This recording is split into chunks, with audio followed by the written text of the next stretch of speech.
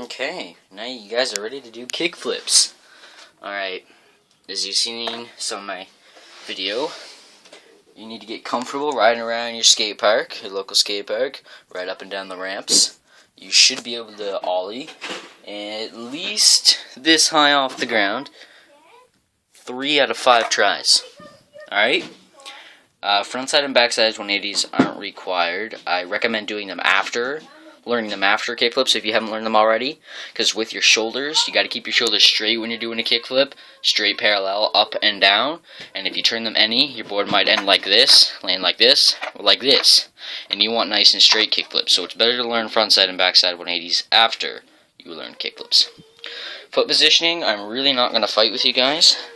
Everybody has their own unique foot positioning, but if you're asking my opinion, anywhere from the front bolts and down is good, as long as you have your foot slanted on the board. I put my foot right about there. My cousin puts his right about there, and that's fine too. Anywhere from here to here, as long as your foot looks like this. If your foot's full on the board, it's going to catch because more of your foot's on the board, so you just want to have your toes on, and a little bit more, your back foot is going to be in the back pocket, right in the middle, in the tail. So your front foot, anywhere from over here. If you absolutely cannot do it with your front foot, anywhere up here, you have to have it down here. As you get better at skating, you learn you'll have more control over the flip and over your landing, the higher your foot is up. So what you're going to do is, just like a normal ollie, you're going to pop it, pop the tail straight down, but the difference with this is instead of coming up like this and jumping forward, with an ollie, you're going to flick, alright? You're going to flick your foot slanted off the board. You're aiming for this right here.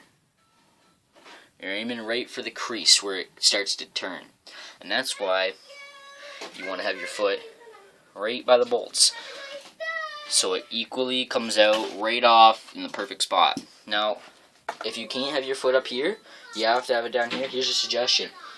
Put your foot down here where you normally put it, in the middle of the board, but put more of your foot on. And what this is going to do is, when you flick, more of your foot's going to be on the board, so it's going to take longer for you to flick, giving it more board, and by the time it gets down to your toes, you're going to be at the top corner, right where you want to flick off. Otherwise, just going with your foot in the middle of the board down like this, flicking out somewhere around here. So if you put more of your foot on the board when you're in the middle, you're going to come out right here. Alright? So you're going to flick out right around there. You're going to get the flip, land, watch for the board to come around, land, and right away bolts. Alright? Here's another clip.